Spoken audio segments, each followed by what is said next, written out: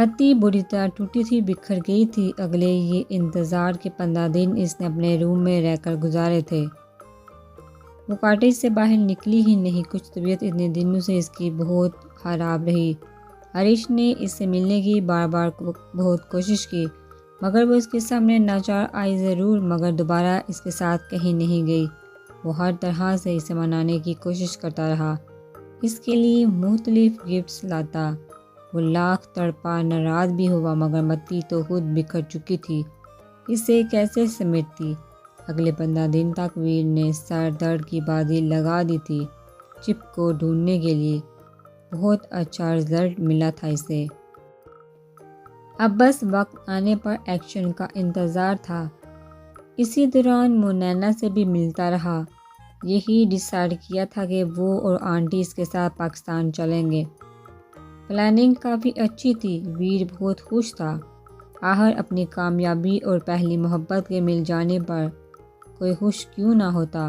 آخر وہ دن بھی آن پہنچا جب ویر کو خاص سورسز سے پتہ چلا کہ مائکرو چپ ترکی پہنچ چکی ہے۔ یہ بھی پتہ تھا کہ کب اور کہاں، اور اب وہ یہ موقع ہاتھ سے نہیں جانے دینا چاہتا تھا۔ وہ ازہاد اور نمیرہ کاٹیج سے نکلے تھے۔ متی کی شدید طبیعت خراب تھی تو وہ ویر نے اسے منع کر دیا تھا ساتھ آنے سے، مگر اسے ڈاکٹر کے پاس جانے کی ضرور بول کر گیا تھا۔ 2 ہفتے مزید گزر گئے، مگر شاہزین کی بے چینی بڑھتی چلی گئی۔ رات کے 10 بجے شاہزین اپنے کمرے میں اسٹڈی ٹیبل پر بیٹھا تھا، کنسنٹریٹ نہیں کر پا رہا تھا بالکل بھی۔ ایک تو اپنا فون توڑ بیٹھا تھا جس میں اس دشمن جان کا نمبر تھا، اور اب اتنے دنوں سے سہانا نے کوشش ہی نہیں کی تھی اس سے رابطہ کرنے کی۔ وہ جنجلایا، کیا یار میڈم ایس کہاں چپکے ہو جا کر یونی بھی نہیں آتی، مجھ سے سوری بھی نہیں بولا۔ میں بھی سوری بولنے والا تھا۔ اس نے اپنی کنپٹیاں سہلائی۔ ادھر سہانا گھر سے چپ کر نکلی تھی، پیپر ہاتھ میں تھے، رکشے میں بیٹھی اور پلان کیے گئے ہوٹل پہنچی۔ وہاں محسوس روم میں جا کر شاہزین کو کال میں لائی۔ ادھر شاہزین نے رات کے 10 بجے اپنے فون پر ان سیو نمبر دیکھا تو دل نے ایک ہارٹ بیٹ مس کی۔ دھڑکتے دل سے دوسری بیل پر ہی فون اٹھا کر کان کو لگایا، مگر سامنے سے جو سنا، سلطان مینشن کی چھت جیسے اس کے سر پر گری ہو۔ Hello Shahzain, help me. سہانا بے تحاشا رو رہی تھی۔ میں بہت بڑی مصیبت میں پھنس گئی ہوں۔ کیا ہوا سہانا، مجھے بتاؤ کیا ہوا؟ وہ فون لے کر کھڑا ہوا اور زین میں اپنے فرینڈ کی برتھ ڈے پارٹی میں گرینڈ سٹی ہوٹل آئی تھی، مگر انہوں نے مجھے ٹریپ کیا اور ایک روم میں بند کر دیا۔ یہ پتہ نہیں میرے ساتھ کیا۔ شاہزین آپ جلدی آ جاؤ۔ وہ پھوٹ کر رو دی۔ اوکے میں آتا ہوں۔ روم نمبر کون سا ہے؟ شاہزین کی آنکھوں سے جیسے لہو ٹپکنے لگا تھا، رگیں تنی تھی، غصہ پھر سوا نیزے پر تھا۔ Room number 204۔ یہ کہہ کر وہ فون رکھ چکی تھی اور جانتی تھی کہ شاہزین اس کی عزت کی خاطر کسی کو کچھ نہیں بتانے والا۔ شاہزین نے اپنا موبائل، والٹ اور کیز اٹھائی اور طوفان بنا سلطان مینشن سے نکلا۔ سامنے سے شاہزر آتا دکھائی دیا۔ ہے شیر، طوفان بنے کدھر جا رہے ہو؟ شاہزر اس کی حالت دیکھ کر چونکا۔ وہ چھوٹے پاپا، فرینڈ کا ایکسیڈنٹ ہو گیا ہے، ادھر ہی جا رہا ہوں۔ وہ کہتا ہوا کوئی دوسری بات سنے بغیر گاڑی لے کر نکل آیا تھا۔ تم تو میری عزت ہو سہانا۔ شاہزین، سلطان کی عزت کوئی آنچ نہیں آنے دوں گا تم پر۔ تمہاری طرف بڑھنے والے ہاتھ کاٹ کر پھینک دوں گا۔ شٹ! اس نے غصے سے چہتے دماغ سے اسٹیئرنگ پر ہاتھ مارا۔ بہت جلد وہ گاڑی طوفان کی طرح بھگاتے ہوٹل پہنچا تھا۔ ہوٹل پہنچ کر مطلوبہ روم کا پوچھ کر فوراً قدم 4تھ فلور کی جانب بڑھائے۔ لفٹ سے 4تھ فلور آیا اور پاگلوں کی طرح وہ روم ڈھونڈ اب اس روم کے باہر کھڑا۔ اس نے غصے سے ڈور دڑدڑایا تھا، مگر روم کا دروازہ خود بخود کھلتا گیا۔ وہ جلدی سے اندر داخل ہوا، مگر کمرے میں ملگجا سا اندھیرا تھا۔ سہانا، وہ داڑا کدھر ہو؟ سامنے آؤ، ڈیمڈ! تبھی دروازے کے پیچھے سے چھپی سہانا باہر آئی تھی اور آگے اس کے پیچھے کھڑی ہو گئی۔ ابھی وہ اس کی آہٹ پا کر پیچھے مڑتا، سہانا سیکنڈز میں اس کی گردن میں ایک انجیکشن لگا چکی تھی۔ What the hell is? Injection کی ڈوز بہت پاورفل تھی۔ وہ بے ہوش ہوتا بیڈ پر ڈر گیا تھا۔ تبھی سہانا سامنے آئی۔ اپنے لیے آپ کی یہ فکر دیکھ کر بہت اچھا لگا شاہزین، مگر میں محبت کے ہاتھوں مجبور ہوں۔ سہانا نے اس کی شرٹ کے بٹن کھولے اور شرٹ اتار دی۔ مجھے یہ سب کرنے کے لیے آپ نے مجبور کیا۔ اب اس کے شوز اتار ہی تھی اور اس سے ایسے مخاطب تھی جیسے وہ سن رہا تھا۔ بڑی مشکل سے اس 6 فٹ 2 انچ کو بیڈ پر سیدھا کیا۔ بیڈ کی حالت بگاڑ دی۔ سائڈ درار میں سے وہ پیپر نکالے، ان کے 8-10 ٹکڑے کر کے فرش پر پھینکے، مگر اس بات کا خاص خیال رکھا تھا کہ ان پیپر پر موجود وہ نقلی سائن ضرور نظر آتے ہوں۔ وہ شاہزین کے قریب بڑھے، اس کے چہرے پر جھکی۔ ہے dimple boy, I love you so much. اس کے ڈمپل کی جگہ 2 بار نرمی سے اپنے لب رکھے۔ Good night dimple boy, have sweet dreams, وہ کہتی اس پر کمفرٹر ڈال کر خود بھی کمفرٹر لے کر صوفے پہ گئی۔ ارشد کاکا کو کال میں لائی۔ کال ریسیو کی گئی۔ ارشد کاکا، سب پلان کے مطابق ہو گیا۔ آپ بس صبح پاپا کو اور ان کے گھر والوں کو یہاں لے کر وقت پر پہنچ جانا۔ نہیں آئے تو آپ جانتے ہیں میں کیا کروں گی۔ اس نے دھمکی دینا ضروری سمجھا۔ جیسا آپ کہیں گی سہانا بی بی، ہم ویسا ہی کریں گے۔ ارشد ڈر گئے۔ اس نے فون بند کیا اور مزے سے سو گئی، یہ جانے بغیر کہ اپنے اس عمل کی وجہ سے اپنی زندگی کی اگلی راتیں کبھی چین سے سو نہیں پائے گی۔ صبح دن کے 9 بج چکے تھے۔ سہانا اٹھ چکی تھی۔ وہ کمفرٹر بھی غائب کر دیا جو خود پر اوڑھ کر رکھا تھا۔ اب صوفے پر سوتی بن گئی۔ زین کی آنکھ کھلی تو خود کو شرٹ لیس بیڈ پر پایا۔ سر بہت بھاری ہو رہا تھا، اس کے باوجود اسے سب یاد آتا گیا۔ وہ تڑپ کر بیڈ سے اترا۔ سہانا وہ دوڑا تو وہ 1 فٹ اوپر اچھلی۔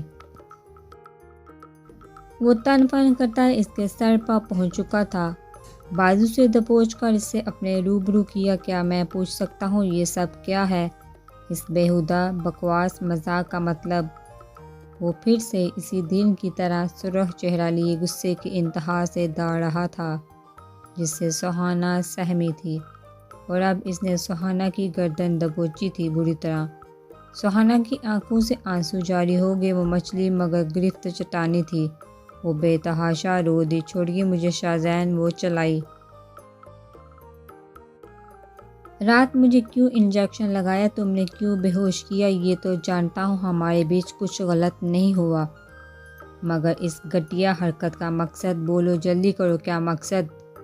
ابھی وہ کچھ اور کہتا جب دروازہ داڑ سے کھلا تھا اور اپنے تمام گھر والوں کو خود پر اٹھتی ان کی نظروں کو دیکھ کر شاہزین کے پیروں نیچے سے زمین کھسکی تھی۔ ویر، شامیر، شاذر پری، حرم اور ہبا دم بہت سے یہ منظر دیکھ رہے تھے، ان کے ساتھ 2 بڑی آنکھیں اور جھکے کندھے جو اپنی بیٹی کے ساتھ غلط ہوتے دیکھ رو پڑے تھے۔ وہ جس حالت میں کمرے میں تھا بہت کچھ غلط ہونے کا اشارہ تھا۔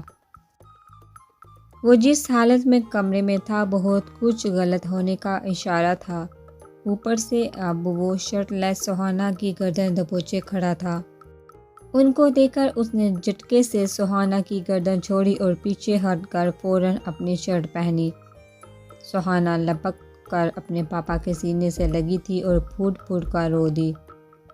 شاویر تن فن کرتا اندر آیا اور شاہزین کو بازو سے دبوچ کر اپنے سامنے کیا۔ What the hell is going here Shahzain? ہو کیا رہا ہے؟ چل کیا رہا ہے؟ وہ بڑے پاپا، اس نے ہونہار نظروں سے سہانا کو گھورا اور خاموش ہو گیا۔ اب اپنی صفائی میں کچھ بھی کہتا تو سب رائے گاہ ہی جاتا تھا کہ عزت کا تماشا بنے، اسی لیے اب وہ جو بھی بات ہوگی سلطان مینشن پہ جا کر ہوگی۔ پر بڑے پاپا، شٹ اپ شاہزین، منہ بند کرو اور چلو یہاں سے۔ وہ پھر گھر آیا اور اسے بازو سے گھسیٹ کر باہر لایا۔ گاڑیوں میں وہ ہوٹل سے نکل کر سلطان مینشن پہنچے تھے اور اب سلطان مینشن کے لاؤنج میں وہ سب تھے۔ حرم اور میر خاموشی سے اپنے بیٹے کو دیکھ رہے تھے، مگر پھر اس لڑکی کو جو باپ کی سینے سے لگی تھی، جس نے رو رو کر اپنی آنکھیں سجا لی تھی۔ ویر سہانا کے پاس گیا، اس کے سر پہ ہاتھ رکھا۔ گڑیا بتاؤ مجھے کیا ہوا تھا؟ پر بڑے پاپا شاہ زین نے آخری کوشش کی۔ آخر کوئی اس کی کیوں نہیں پوچھ رہا تھا کہ کیا ہوا تھا؟ اسے دلی صدمہ تھا اس بات کا۔ شٹ اپ شاہ زین، اس کی بات مکمل ہوئے بغیر اب تم بولو گے نہیں۔ And this is my order. اب کی بار شامیر گھرایا تھا اور بیٹے کو غصے سے گھورا۔ بولو بیٹا۔ وہ شاہ زین نے مجھ سے نکاح کیا تھا، وہ روتے ہوئے بولی۔ شاہ زین حیران تھا، اس پاگل لڑکی کو دیکھنے لگا جس نے اسے بے عزت کرنے میں کوئی کسر نہیں اٹھا رکھی تھی۔ پھر وہ مجھے ہوٹل لے کر گئے اور میرے ساتھ وہ پھوٹ پھوٹ کر روئی۔ شاہ زین صدمے سے پھٹی پھٹی آنکھوں سے اسے دیکھنے لگا، جو اپنی محبت پر ایک سے بڑھ کر ایک الزام لگانے میں مصروف تھی۔ پھر صبح میں نے ان سے کہا کہ میں اپنے نہیں آپ کے گھر جاؤں گی تو مجھ سے جھگڑنے لگے، کہتے میں تم جیسی لڑکی کو نہیں اپناؤں گا۔ نکاح کے پیپر پھاڑ کر پھینک دیے اور کہنے لگے کہ اب تمہارے پاس کیا ثبوت ہے کہ تم میری بیوی ہو؟ وی سسکتے لرزتے اپنی کہانی سنا رہی تھی۔ سب حیران کھڑے سن رہے تھے۔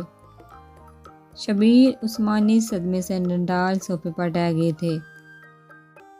سہانا بیبی یہ کیا کہہ رہی ہو؟ شبیر صدمے سے بولے۔ سہانا کا اپنے پاپا اور شاہ زین کے دکھ، صدمے اور شرمندگی سے سرخ ہوئے چہرے دیکھ کر دیر جیسے کسی نے پیروں میں کچلا تھا، مگر وہ ڈھیٹ بنی رہی۔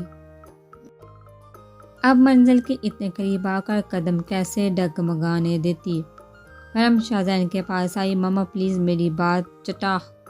ایک زناٹے دار تھپڑ تھا جو حال میں گونجا تھا، جو زندگی میں پہلی مرتبہ حرم نے شاہ زین کو مارا تھا۔ شاہ زین تو کاٹو تو بدن میں لہو نہیں، اب بس برداشت کی حد ہو گئی تھی۔ اس پاگل لڑکی کی وجہ سے اس پر فخر کرنے والی ماں نے اس پر ہاتھ اٹھایا تھا، جس چیز نے اس کے اندر سوئے ضدی جنونی غصے سے پاگل اور درندے سلطان کو جگایا تھا۔ اسے تھپڑ پڑتے دیکھ سہانا تڑپ کر آگے آئی۔ آنٹی پلیز، ہسبینڈ ہے یہ میرے، اگر مجھ سے اپنے رویے کی معافی مانگ کر دوبارہ نکاح کریں گے تو میں اس کی بات بیچ میں ہی رہ گئی۔ جب شاہ زین کی آواز حال میں گونجی، تنی رگیل، لہو ٹپکاتی سرخ آنکھیں اور چہرہ، اس نے زور سے مٹھیاں پینچ رکھی تھی۔ جی ماما، میں نے کیا ہے اس سے نکاح، بیوی ہے یہ میری اور میں اسے اس کا ہر حق دینے کے لیے تیار ہوں۔ سہانا میرے روم میں آؤ۔ اب یہ میرا اور میری وائف کا پرسنل میٹر ہے، کوئی بیچ میں انٹرفیئر نہ کرے، میں خود سلجھاؤں گا۔ شاہ زین کا سرسراتا لہجہ، رگوں میں لہو منجمد کر دینے والا لہجہ۔ اب حقیقت میں سہانا گڑبڑائی تھی۔ جب چال الٹی پڑی نظر آئی، وہ پھر روئی۔ مگر آنٹی نکاح کے پیپر تو پھٹ گئے، اب کون مانے گا اس نکاح کو؟ اس لیے میں کہہ رہی تھی کہ دوبارہ سب کے سامنے نکاح، مجھے کسی کی کوئی پرواہ نہیں، کسی کے ماننے یا نہ ماننے سے کیا فرق پڑتا ہے؟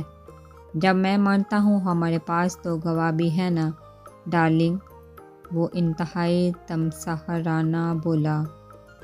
سہانا کے پیروں نیچے سے زمین کھسکی، مگر اس سے پہلے وہ کچھ کہتی شاہ زین نے اسے کلائی سے دبوچا تھا اور پھر سب کے سامنے وہ اسے لیے اپنے روم کی طرف بڑھا۔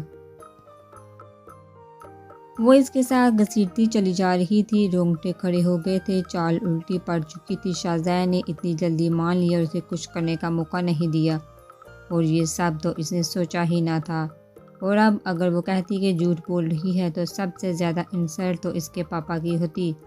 وہ اب سچ مچ روتی اس بندے کا جارحانہ روپ دیکھ رہی تھی اور سوچ رہی تھی کہ اس کا شاہ کے ہاتھوں انجام کیا ہونے والا تھا۔ یہ سوچ ہی جسم میں روح کھینچنے کے لیے کافی تھی۔ شاویر شبیر کے پاس آیا اور ان کے کندھے پر ہاتھ رکھا۔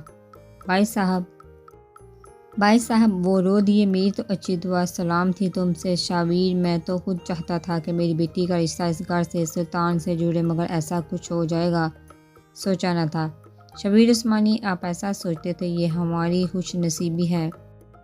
ہمارے بچے سے غلطی ہوئی، ہم معذرت خواہ ہیں، مگر غلطیاں بھی بچوں سے ہوتی ہیں، بڑوں کو معاف کرنا پڑتا ہے۔ شبیر میری بچی، اب وہ سلطان کی عزت ہے، آپ بے فکر ہو جائے، ہم اس کا بہت زیادہ خیال رکھیں گے، یہ حرم ہے نا، اسے ماں کا پیار دے گی، آپ اس طرف سے بالکل بے فکر ہو جائیں۔ مگر اس طرح شادی شدہ ویر لوگ کیا کہیں گے؟ وہ پریشان ہوئے، میڈیا تک بات پہنچی تو ان کی عزت کا تماشا ہی لگنا تھا۔ اس جانب سے بھی بے فکر ہو جائیں آپ، ابھی بچے اپنے مسئلے مسائل سلجھا لیں تو دھوم دھام سے کریں گے شادی۔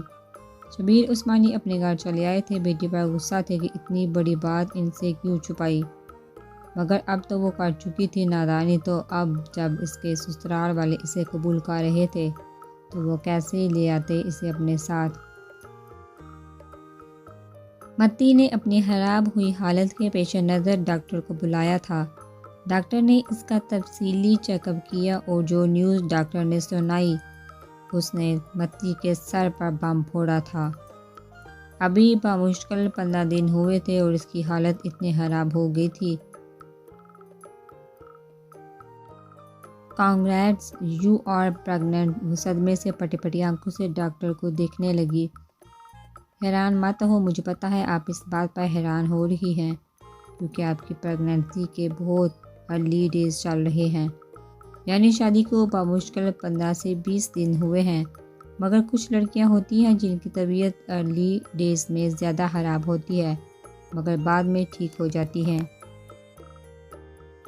میں کچھ میڈیسنز لکھ کر دے رہی ہوں، ریگولرلی یوز کریں، اب ٹھیک ہو جائیں گی۔ ڈاکٹر تو چلی گئی مگر اس سے نئے سرے سے جی بھر کر رونے کی ایک نئی وجہ دے گئی۔ اف، میں کیا کروں، یہ کیا ہو گیا میرے ساتھ، اور یہ بیبی اب کیا کروں؟ عریش کو فون کیا، وہ تو انتظار میں تھا، ہر کام چھوڑ کر فوراً اپنی بیری کے پاس چلا آیا۔ اب وہ روئے جا رہی تھی اور عریش کب سے بغور اسے دیکھے جا رہا تھا۔ کیا ہوا بیری؟ اب بتا بھی دو، سٹاپ کرائنگ جان، عریش نے اسے پیار سے پھچکارا اور اس کے چہرے سے ہاتھ ہٹائے۔ وہ عریش، وہ بیبی، میں کیا کروں؟ وہ ہچکیوں کے درمیان اپنے پیٹ پر ہاتھ رکھ کر بولی۔ جب عریش اس کے قریب آیا تو تب اس نے بیری کو ہنستے نہیں دیکھا تھا۔ اب بھی وہ اس کی بھیگی پلکیں اور سرخ ہوئی ناک دیکھ رہا تھا جو عریش کو سمجھ آیا تھا۔ اس نے عریش کے سینے میں خوشی کی کلی سی چٹائی تھی اور کم آن بیبی گرل، اگر تم پریگننٹ ہو تو یہ بیبی ہمارے، اس میں ٹینشن والی کون سی بات ہے؟ عریش جھنجھلایا۔ متی نے شکایتی نظروں سے اسے گھورا، اور تم سوچ بھی نہیں سکتی کہ تم اب میرے لیے کیا ہو بیری، اور یہ بیبی مجھے زندگی کی اب سب سے بڑی خوشی ملی ہے، میں دنیا کو آگ لگا دوں گا اگر کسی نے میری اس خوشی کو نظر لگانے کی کوشش کی۔ وہ دعویٰ کر رہا تھا یہ جانے بغیر کہ اس خوشی کو بذات خود بے جا دشمنی میں نظر لگا بیٹھے گا۔ عریش، میں ڈیڈ کو بتا دوں گی یہ سب۔ وہ پھر روئی۔ ڈیڈ کے نام پر عریش کے ماتھے پر بے شمار بال آئے۔ نو نیور، آئی مین، وہ اتنی دور ہیں، کیا کریں گے؟ الٹا پریشان ہی ہوں گے۔ میں ہینڈل کر لوں گا جان، اوکے چلو پاکستان چلتے ہیں۔ عریش نے اس سے بہلانا چاہا۔ ہاں، ہمارا کام مکمل ہونے والا ہے تو چلیں گے کل پرسوں تک۔ کیا مطلب، کون سا کام؟ عریش نے پوچھنا چاہا۔ عریش، میری طبیعت ٹھیک نہیں، مجھے آرام کرنا ہے پلیز۔ وہ روحان سی ہوئی۔ اوکے بھائی، آرام کرو، مجھے بھی کچھ کام ہے، یہ کہہ کر وہ اس پر کمفرٹر دیتا اس کے ماتھے پر دہکتے لب رکھے اور جلدی سے باہر نکلا۔ بیری کون سے کام کے مکمل ہونے کی بات کر رہی تھی؟ مجھے دیکھنا ہوگا کہیں وہ ویر سلطان چپ تک نہ پہنچ جائے۔ وہ طوفان بنا کارٹیج سے نکلا۔